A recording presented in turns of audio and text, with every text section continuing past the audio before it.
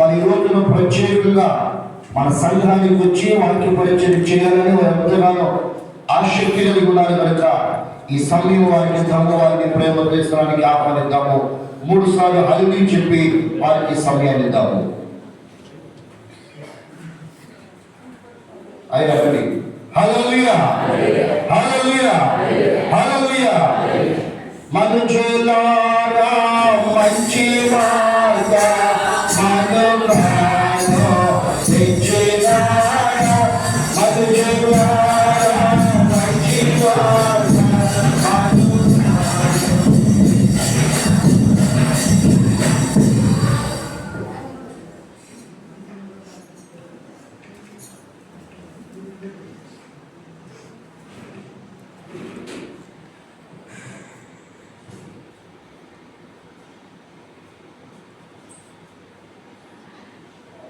దేవుని నామంకి స్తోత్రం అండి.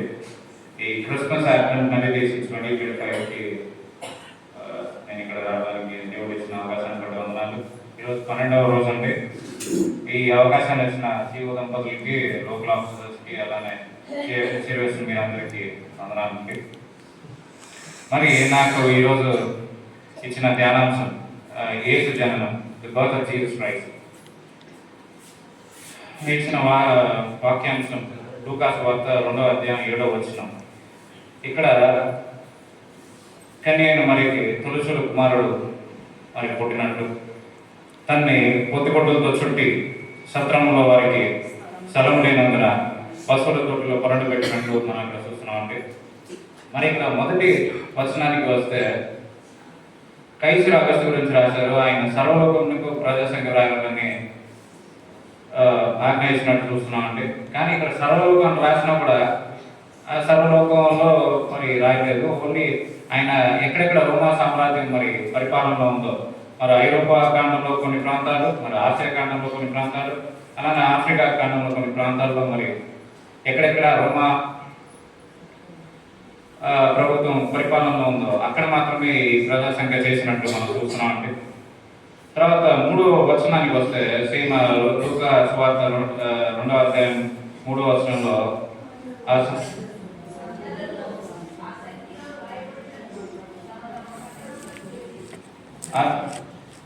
వెళ్ళినందువలన యోసేపు, దాంట్లో కూడా యోసేపు దావీదు వంశస్థుడైన మూలాన ఆయన బెత్లెహేముకు రావాల్సి వచ్చింది. బెత్లెహేముకు నజరేతు నుండి, గలిలియాలో ఉన్న నజరేతు నుండి యూదియాలో ఉన్న బెత్లెహేముకు వచ్చినట్టు మనం ఇక్కడ చూస్తున్నాం అండి. దాని దూరం చూస్తే అక్కడ నజరేతు నుండి బెత్లెహేముకి ఎంత దూరం ఉందని చూస్తే దగ్గర దగ్గర 150 కిలోమీటర్లు ఉన్నట్టు మనం ఇక్కడ చూస్తున్నాం. సరే, తర్వాత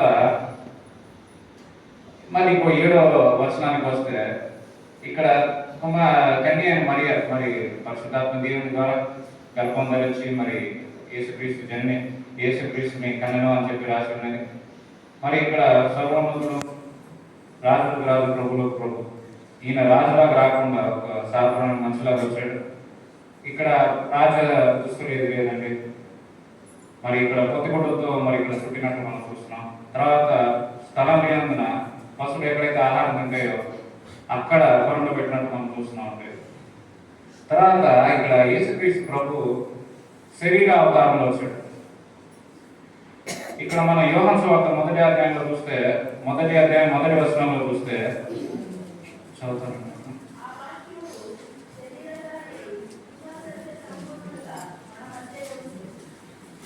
ఓకే, యోహాను సువార్త 1వ అధ్యాయం 1వ వచనం. ఆదియందు వాక్యం ఉండను, వాక్యము దేవుని ఉండను. తర్వాత 3వ వచనం చూస్తే, సమస్తం ఆయన మూలంగా కలిగిన దేనియు ఆయన లేకుండా కలిగిన. సరే, ఎందుకు ఒక దేవుడు ఒక శరీరావతారంలో రావాల్సి వస్తుంది? ఎందుకు దేవతలా రాలేదు? ఎందుకు కేరువులా రాలేదు? ఎందుకు శ్వేరాంలా రాలేదు? ఎందుకు మనిషి రూపంలో వచ్చాడు? అసలు ఆ పరిస్థితి ఏంటి? ఎందుకు మనిషిని విమోచించాలి? పడిపోయిన దేవదూత అప్పుడు మనకి తెలుసు కదండి, ఒక దేవదూత పడిపోయింది, లూసిఫర్ పడిపోయింది. ఆ లూసిఫర్ని మరి రిడీమ్ చేయడానికి రాలేదు. కేవలం మనిషిని మాత్రమే ఎందుకు మనం విమోచించడానికి యేసు ప్రభు ఇక్కడ శరీర రూపధారిగా ఎందుకు వచ్చాడు అని ఆలోచిస్తే నేను రక్షింపబడిన మొదటి దినాల్లో 2018లో నేను విన్న కథ మీకు చెప్పాలనుకుంటున్నానండి. పరలోకంలో తండ్రి అయిన దేవుడు సింహాసనాసీనుడై ఉంటాడు. ఆయనకి దేవదూతలు ఆరాధన చేస్తూ ఉంటారు. ఇక్కడ ప్రతిరోజు ఆరాధన అంటే అది మన దేవుడు వచ్చి నిత్యజీవంలో ఉంటాడు, ఎటర్నిటీ. అంటే నిత్యజీవం అంటే అది గంటల్లో, సెకండ్లో, లేకపోతే రోజుల్లో, లేకపోతే సంవత్సరాల్లో లెక్కపడలేదు. అది 100 సంవత్సరాలు కాదు, 1000 సంవత్సరాలు కాదు, అది ఒక పెద్ద సమయం కాదు. ఎటర్నిటీ అంటే అది కొలలేనిది. సో అట్లాంటి చోట్ల రెగ్యులర్గా ఆరాధన జరుగుతున్నప్పుడు తండ్రి అయిన దేవుడు వెనకాల ఒక కేరు ఉండేవాడు. ఆ కేరు పేరు లూసిఫర్ అని చెప్తారు. ఆ తండ్రి అయిన దేవుడు ముందు కుమారుడైన దేవుడు కూర్చున్నాడని చెప్తారు. సో ఇక్కడ రోజు ఆరాధన జరుగుతూ ఉంటుంది. ఆరాధన రోజు తండ్రి అయిన దేవుడికి వచ్చినా కూడా వెనకాల ఉన్న కేరుకు పరిస్థితి ఎలా ఉందని మనం చూస్తే ఎహెజ్కేలు గ్రంథం 22వ అధ్యాయం 12వ వచనానికి వెళ్తే అక్కడ ఈ లూసిఫర్ గురించి ఒక చిన్న మాటలు రాశారండి. ఏమని రాశారంటే, ఆయన పరిపూర్ణ జ్ఞానం గలవాడు, సంపూర్ణ సౌందర్యం గలవాడు అని చెప్పి రాశారు. తర్వాత 13వ వచనం ఎవరు చదువుతారండి? ఎహెజ్కేలు గ్రంథం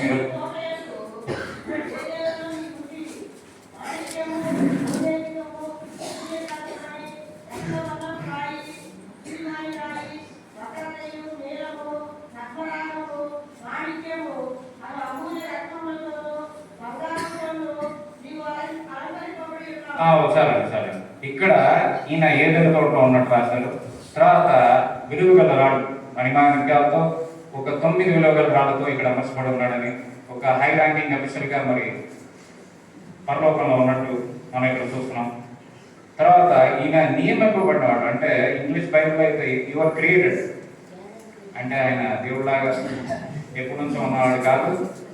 ఈయన వచ్చి క్రియేట్ అయిన వాడు కాబట్టి ఆయన రాసి ఉన్నది. తర్వాత 14వ వచనానికి వెళ్తే ఆయన అభిషేకుడైన కేరు, మీరు దేవుడు మనసు పెట్టి మన పాత గ్రంథంలో వెళ్తే దేవుడు మనసు పెట్టి మీద దేవుడు సింహాసనం ఉంటుంది. సింహాసనానికి ఇరుపక్కల కేరువు రెక్కల చేత కప్పినట్టు ఉంటుంది. సో ఇక్కడ కూడా దేవుని సింహాసనం వెనకాల, ఇది మందసం పెట్టి ముందు కథ అనుకుంటుంటే మేబీ ఈయన ఒక్కడే తన ఆశ్రయంగా ఉంటుంది. కవర్ తను రాశారు ఇంగ్లీష్లో. ఆ దేవుని సింహాసనాన్ని కవర్ చేసేది ఇక్కడ లూసిఫర్గా ఉన్నట్టు మనం చూస్తున్నాం. తర్వాత ఎంతో 15వ వచనం చూస్తే ఆయన చూడండి,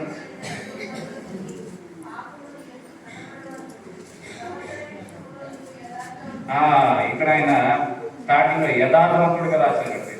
తర్వాత 16వ వచనాల్లో చూస్తే ఆయన కలిగిన విస్తారమైన వర్తకం చేత లోలోప నీవు అన్యాయం పెంచుకొని పాపం చేయించవచ్చు. దీని గురించి ఏం చెప్తారంటే, ఈయన చేసిన పాపం 17వ వచనంలో ఉంటుంది అనుకోండి. కానీ ముందుగా ఒక చిన్న విషయం చెప్తాను. ఆయన మిగతా దేవతలతో వెళ్ళి, మీరు దేవుడు వచ్చి మీరు ఎంత వేసినా కూడా మీరు మామూలుగా చూస్తున్నారు, మీరు ఇంకా విలువ గలవాళ్ళు, మీకు ఇంకా విలువ ఇవ్వాలి అని దేవుడు మామూలుగా చూస్తున్నారు. సో మీరు నాకు చేస్తే మీరు కావాల్సింది చేసుకోవచ్చు, మీకు విలువ నేను పెంచుతాను అని చెప్పి మిగతా దేవదూతుల్ని ఆయన వైపు పెట్టుకున్నట్టు చూస్తామండి. ఈయన చేసిన పాపం ఏంటంటే 17వ వచనంలో రాస్తుంది, చదువుతారండి.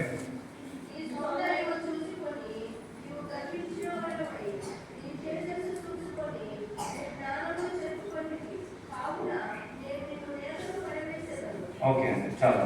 ఇక్కడ ఈయన సౌందర్యం చూసుకొని గర్వించిన వాడే నీ తేజస్సు. సో దేవుడు ఎంతో మహిమగల రాళ్ళతో, తర్వాత ఒక హై ర్యాంకింగ్ అఫీసర్గా, తర్వాత దేవుడి సింహాసనాన్నే కప్పుతున్నట్టు, తర్వాత ఆయనకి సౌందర్యం తేజస్సు వల్ల ఇవన్నీ అన్ని మంచి లక్షణాలు ఉండేసరికి ఆయన తలకెక్కిపోయి మరి కింద పడిపోయే స్థితికి వచ్చాడని చెప్పి చూస్తున్నాం. ఇంకా యెషయా 14వ వచనంలో కూడా ఈయన చేసిన ఇంకా కొన్ని పాపాలు ఉంటాయండి. 13వ వచనాన్ని చూస్తే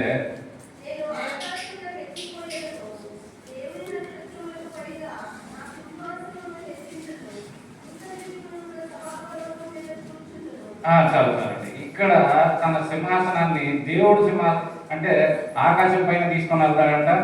తర్వాత నక్షత్రములకు పైగా సింహాసనం తీసుకొని వెళ్తాడని చెప్పి, తర్వాత 14వ వచనంలో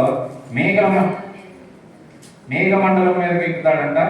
తర్వాత మహోన్నతి సమానంగా, సో దేవుడికే సమానంగా తను తాను హెచ్చించుకొని దేవుని పరిపాలనే నాకు వద్దు అని చెప్పి తిరగబడి అభ్యర్థుడి జరిగి కింద పడిపోయినట్లు చూస్తున్నాం అండి. ఇక్కడ ఇది ఏంటి ఇదంతా ఏంటి అని చూస్తే ఎస్కేల్ 22లో 12వ వచనంలో ఇది వచ్చే అంగలార్పు ఒక లామెంటేషన్. ఈ అంగలార్పు అంటే దేవుడు బాధపడుతున్నట్టు చెప్తున్నారు.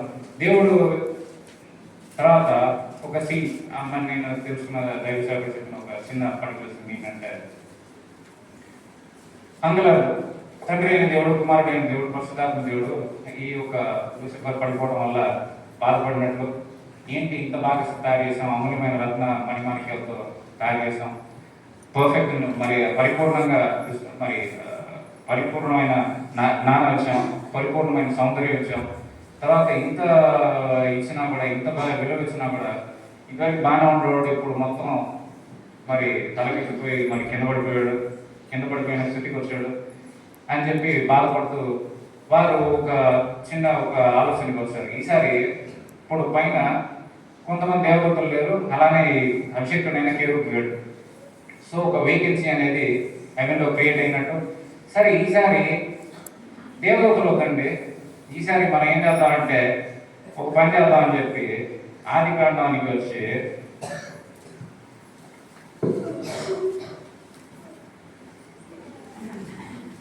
ఆదికాండం 1వ అధ్యాయానికి వచ్చి 26వ వచనానికి వచ్చారండి.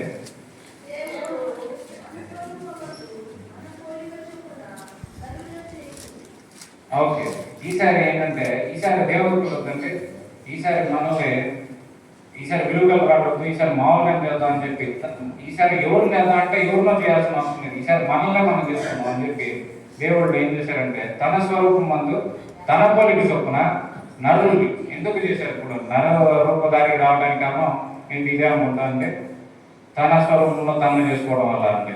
తర్వాత ఆదికాండం 2వ అధ్యాయం 7వ వచనానికి వెళ్తే నేల మట్టితో కాదండి.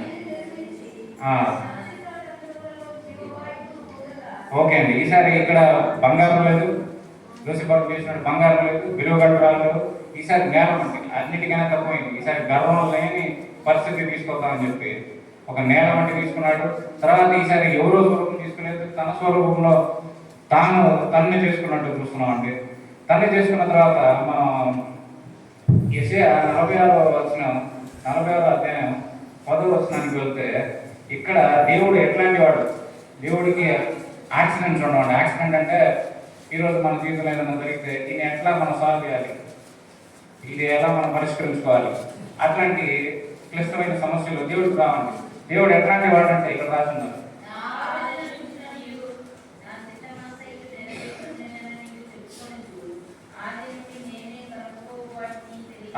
చూపించాలి. ఈయన ఆది నుండి ఏం జరగబోతుందో ఇప్పుడు మనకు కొన్ని వచనాలు ఏసావు గురించి, లేకపోతే యాకోబు గురించి, ఏసావు నేను వ్యతిరేకించాను, యాకోబు నేను ఏంటి ఇంకా పుట్టనే లేదండి అంటే దానికి ముందే ఆయన వ్యతిరేకిస్తున్నాడంట. సో ఆయనకి ఏం జరుగుతుందో తెలుసు. ఇప్పుడు ఆది నుండే కలుగు వాటిని తెలియజేస్తున్నాను రాశారు. ఇంగ్లీష్ బైబుల్ అయితే declaring the end from the beginning అంటే మనం ఇప్పుడు స్వర్గానికి వెళ్తాం, నరకానికి వెళ్తాం మనకు తెలియదు, కానీ దేవుడితో ఉంటాం లేకపోతే దేవుడితో ఉంటాం మరి మనకు తెలియదు, కానీ దేవుడి ముందుగానే తెలుసు మన పరిస్థితి అయితే. సో ఆయనకు తెలుసు మనిషి చేసిన మనిషి ఖచ్చితంగా పాపంలో పడిపోతాడని తెలుసు, ఆయనకు తెలియదు కాదు. సో వాళ్ళ డిస్కషన్లో ఏమని తెలిసిందంటే, ఓకే ఇప్పుడు పడిపోతాడు ఏం చేయాలి అని ఆలోచించే సమయంలో కుమారుడైన దేవుడు, ఇప్పుడు ముగ్గురు డిస్కషన్ జరుగుతుంది, తండ్రి అయిన దేవుడు, కుమారుడైన దేవుడు, పరిశుద్ధాత్మ దేవుడు. ఇప్పుడు కుమారుడైన దేవుడు ముందుకు వచ్చి ఓకే విమోచన కావాల్సింది నేను నరకపు దారికి వస్తాను, నేను రక్షణ చెందిస్తాను, నేను విమోచిస్తాను మీరందరినీ అని చెప్పి కుమారుడైన దేవుడు వచ్చినప్పుడు తండ్రి అయిన దేవుడు ఏం చెప్తాడంటే, ఓకే నువ్వు అలా చేస్తే నేను నా ఆత్మతో నిన్ను పునరుద్ధానుడిగా చేస్తాను, తిరిగి లేపుతానని చెప్పి చెప్తున్నట్టు ఈ ఒక చిన్న కథలో తెలియజేస్తుందండి. తర్వాత ఆదికాండం 2వ అధ్యాయం 8వ వచనానికి పోతే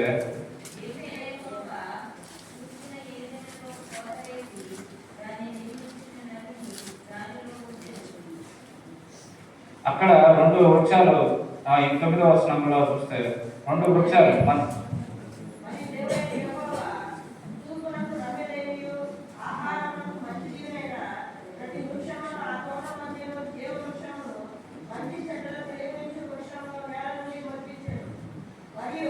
సార్.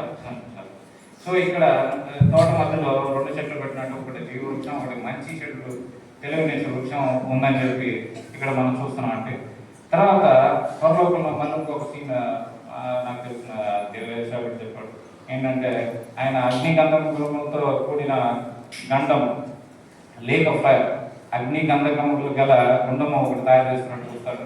చూసి దేవా, ఇప్పుడు నువ్వు చేసిన మనిషి, నీ స్వరూపంలో నువ్వు చేసుకున్న మనిషి ఖచ్చితంగా పాపంలో పడతాడని నేను అనుకుంటున్నాను. ఒకవేళ పాపంలో పడితే అప్పుడు నా కోసం ఇది నువ్వు అగ్ని గంధకములు గల గుండం చేస్తున్నావు. మరి నువ్వు జస్ట్ గాడ్, నువ్వు న్యాయమైన దేవుడు, మరి కేవలం నన్ను పంపిస్తే ఎట్లా? వాళ్ళు పడిపోయిన వాళ్ళని వదిలేస్తావా? నువ్వు న్యాయమైన దేవుడు కదా, నువ్వు ఎలా వదిలేస్తావు అని అడిగినప్పుడు అప్పుడు దేవుడు వచ్చి, ఓకే, ఎవరైతే నా కుమారుని ఫాలో అవుతారో వాళ్ళని నేను తీసుకుంటాను, ఎవరైతే నిన్ను ఫాలో అవుతారో, ఎందుకంటే అగ్నిగంధకముల గుండము ఆయన మాత్రం తయారు చేసి, ఎవరైతే నిన్ను ఫాలో అవుతారో వాళ్ళకు దాంట్లో తీసుకెళ్ళు, అగ్ని గంధకములు గల గుండంకు తీసుకెళ్ళు అని చెప్పినట్టు తెలుస్తుంది. తర్వాత మనం చూస్తే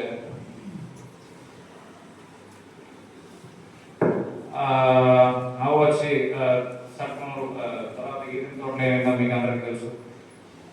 సర్పంలో వచ్చి సాతాను అవ్వని మోసం చేసినట్టు, తర్వాత ఆదాము కలిసి ఆజ్ఞాతిక్రమణ చేసినట్టు, ఆజ్ఞాతిక్రమణ వల్ల జరిగిన పాపం బట్టి దేవుడు శపించినట్టు, ఆ శపించినప్పుడు కొన్ని ఆ మాటల్లో ఆదికాండం 3వ అధ్యాయం 15వ వచనం మరి చూద్దాం. అంటే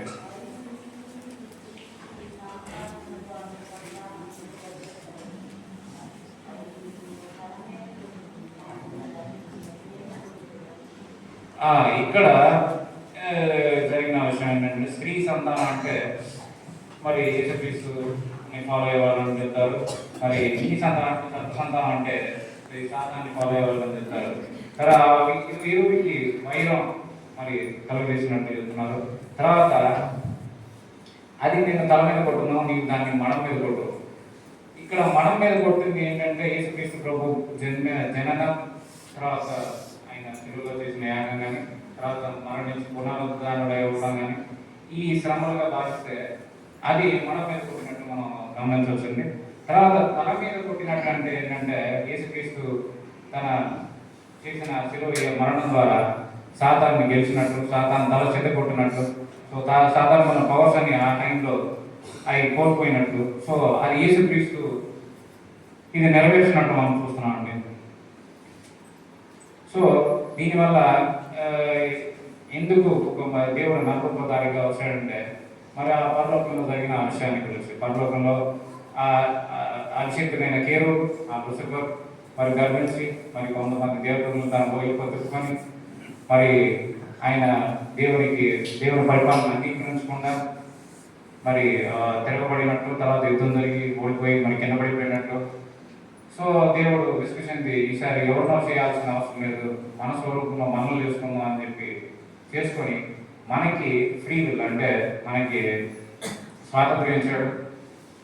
దేవుడిని చూసేసుకోవాలా, లేకపోతే దేవుని చెంతకు వెళ్ళాలా, లేకపోతే సాతాను చెంతకు వెళ్ళాలా, మనకి ఫ్రీ విల్ ఇచ్చాడు, మనకి స్వాతంత్ర్యం ఇచ్చాడు. సో అందుకని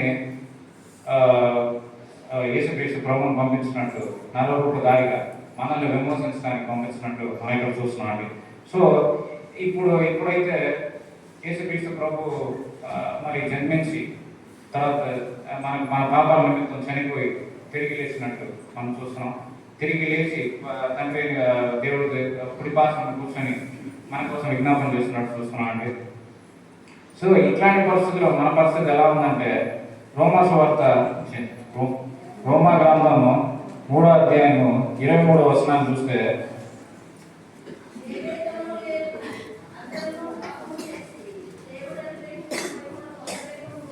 మన అందరం పాపం చేసి ఇంకా దేవుడు మనం ఆల్రెడీ చనిపోయి తిరిగి లేచినా కూడా మనం చాలా మంది మనం దేవుడు ఎదగకుండా మనం పాపం చేసి దేవుడు అనుగ్రహించి కోరుకుని మనం కోల్పోతున్నాం.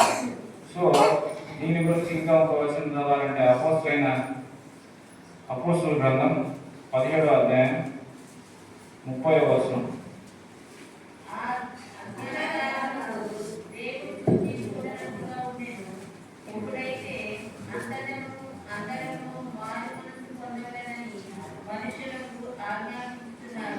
సో ఇక్కడ ఏం చెప్తున్నానంటే దేవుడు ఒక మనిషి రక్షింపబడే వరకు అంటే రక్షణ అంటే ఏంటంటే దేని నుంచి రక్షింపబడుతున్నాం అంటే దేవుని వృత్తి నుంచి లేదా పాపం నుంచి రక్షింపబడుతున్నాం. మరి రక్షణ అంటే ఏంటంటే కేవలం యేసుక్రీస్తు ప్రభువుని మన పాపాల నిమిత్తం మన కోసం జన్మించి చనిపోయి తిరిగి లేచినట్టు అది నమ్మితే చాలు రక్షణ పొందినట్లు అనిపిస్తున్నారు. కానీ మన పాపాలని ఎప్పటి వరకు చేపించడానికి రెడీగా ఉన్నాడంటే, క్షమించడానికి రెడీగా ఉన్నాడంటే, మనం యేసు ప్రభు తెలియని వారికి ఆయన చూసి చూడనట్లు వదిలేయడానికి రెడీగా ఉన్నాడు. అంటే తెలుసుకునే దాకా మన పాపాలన్నీ ఎన్ని పాపాలు ఉన్నా కూడా, అది ఎంత పెద్ద పాపం అయినా కూడా ఆయన చూసి చూడనట్లు వదిలేయడానికి రెడీగా ఉన్నాడు తెలుసుకునే దాకా. ఇంకా ఇంగ్లీష్ వైపు అయితే గాడ్ వింటెడ్ అంటే కనబడ్డాడని చెప్పి చెప్తున్నారు.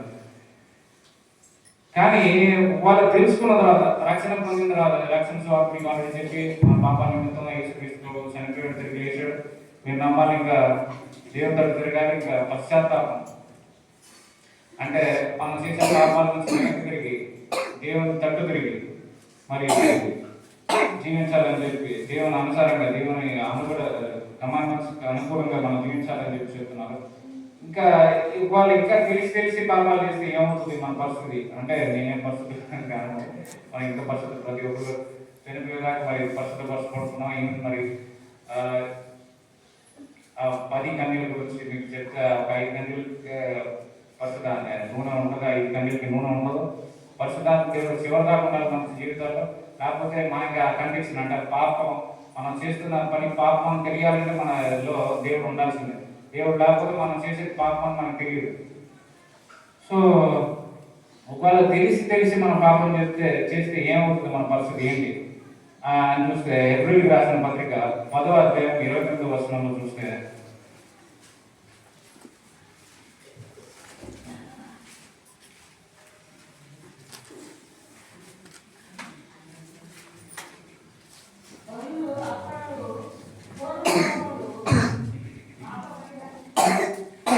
హెబ్రీయులకు రాసిన పత్రిక 10వ అధ్యాయం 29.